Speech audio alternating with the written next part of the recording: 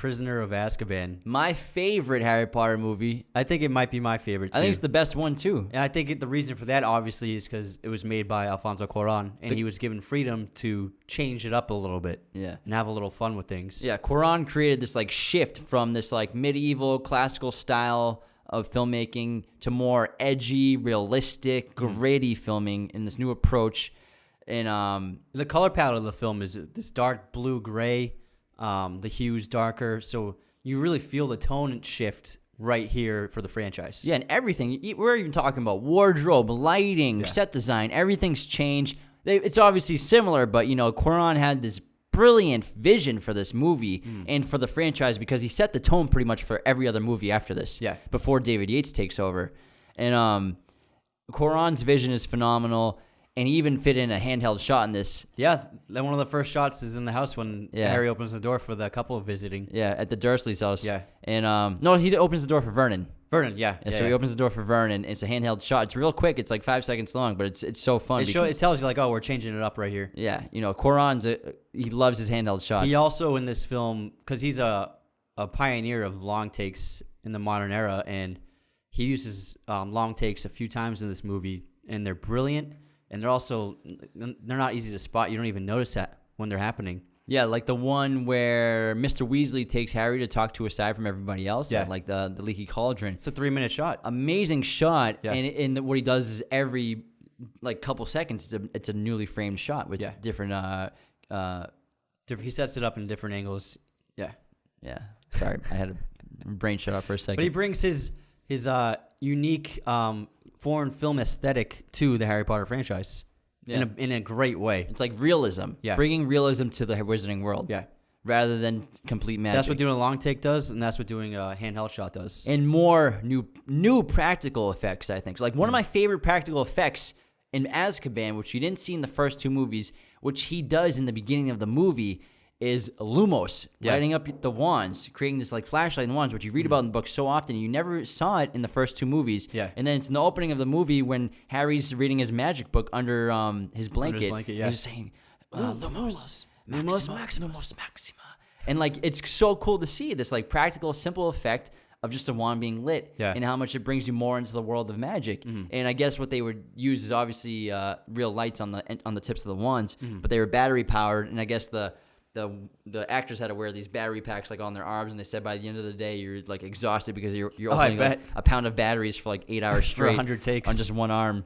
But I love the effect, and it adds so much to the movie. Yeah, and then John Williams' score was mixed up a little bit too. He added like a lot of new themes, a new style to it, a new tone to it to match the new tone of the film. It's very jazzy. Yeah, like the night bus. The night bus scene, you're like, whoa, this is freaking cool. Yeah, I like this a lot. That's how we started. I was a jazz pianist. So edgy and fun. Yeah. And not that the other ones aren't edgy, aren't fun, but like they're very classical. Yeah. And then you just take this whole new look on Harry Potter and what you can do with the Wizarding World. And then one of the most memorable aspects to the franchise that we're introduced to in this film are the Dementors. Yeah. Which end up being one of my favorite villains.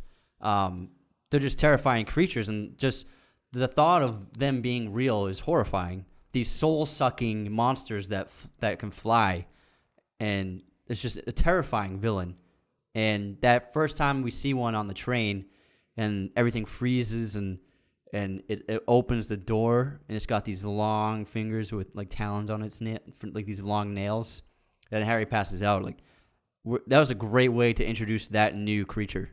It was awesome. And you're also introduced to Remus Lupin played by Thewlis. David Thewlis. Yeah, and he does an amazing job. And Lupin becomes like such a huge character in this movie, and becomes a fan favorite for a lot of people. He plays a father figure to Harry in this movie. Harry's really his first father figure if you think about it. Like Hagrid, I would say Hagrid maybe. Hagrid's more like a brother figure. Or I wouldn't say uncle. Yeah, I wouldn't say Hagrid's so much a father figure. Obviously, Dumbledore becomes a father figure, but they're still very distant and don't know each other very well. But Lupin's the first like real father figure that he has. He's the first adult male that he connects to on an emotional level. Because Hagrid's a silly kind of kid guy. Yeah. You know, he's a big giant. Like he's not a father figure. And also, Lupin has a connection to Harry's father, and his mother. So, it's great it feels like he's kind of part of family to him. Yeah, you know what I mean? Yeah, because he knows him from he knows his past. Just like when we're introduced to Sirius, played by Gary Oldman. Yeah, who's I think probably my favorite character in Harry great. Potter. Yeah. If not Harry, but like Sirius is my favorite character. He's easily the coolest character in all of the movies. He's so cool. This is Gary Oldman's at his coolest. Yeah, he's like in his prime. Yeah. He's got this great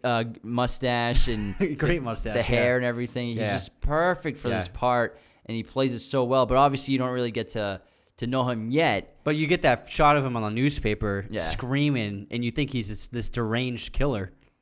And Gary's so talented that he's able to sell that and also sell the fact that he's actually a good, kind person by the time he's really revealed. Yeah. In this movie, it's really a lot of fun. Yeah. It's probably the most fun out of all of them, and there's so many great scenes. It's the most unique, too. Like the Buckbeak scene and like that great music, that's the drums when he hops on Buckbeak's back and they go fly over the lake. Oh, hell yeah. And then the Bulgart scene. I love the Bulgart scene when Lupin's teaching them how to defend against one. It's just so fun, and it's a great laugh, like the spider on the roller skates, and Alan Rickman and Snape in Neville's grandmother's outfit. The divination class is awesome. Yeah, everything about this movie is really fun, except for that one kid who's always like, it's like trying to catch smoke. Trying to catch smoke with your bare hands. That kid gets like 3 random lines throughout the movie. That end scenes. Yeah. And then there's just like a train whistle.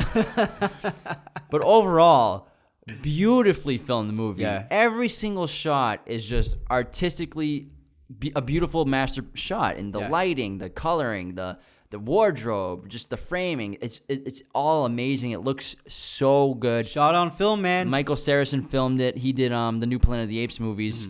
He helped on Gravity too, which Karan did. Oh, he filled in for Lubeski when he couldn't shoot. So it's a really fun movie. And one of my favorite things that ever happened in any of the movies is when Hermione and Harry go back in time. And it's super fun. It's such a creative part of the plot that J.K. came up with, and I love how they're trying to avoid themselves and how things that happened the first time were caused by them in the future. Yeah. And it's brilliant. I loved it. Every time I watch it, I'm like, this is so genius and so creative. It's so fun. Yeah. Every freaking scene in this movie is a blast. Yeah. And then like the Forbidden Forest with the werewolf, and I really like the design of the werewolf, because normally you see werewolf and it's just like this big, giant, monstrous werewolf, but he's more like a dog, and he's kind of he's hairless. Yeah. I think I love the creature design in this movie is great. Yeah. And then the Shrieking Shack, when you finally get to see, Sirius and Lupin, and you don't know what the hell is going on. It's a standoff. It seems like a climax. It seems like the end of the movie almost. And it's not even close to the end of the movie. No way. We haven't even gotten to the Dementor scene where Harry saves himself. Thinking he's his father. That's one of the that scene where he's just waiting for who he thinks is his dad is going to show up to put a Patronus up that he saw earlier, this giant Patronus, and then when he just realizes it's not his dad, and he just jumps up on the shore and he does Expecto Patronum.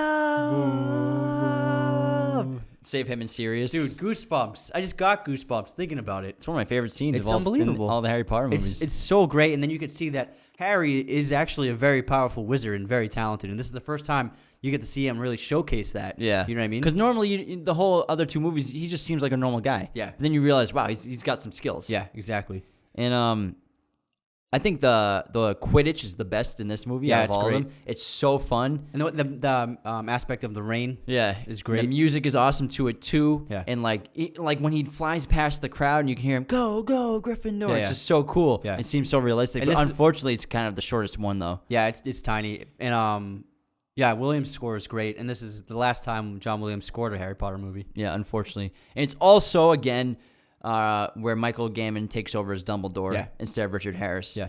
And we've already talked about that.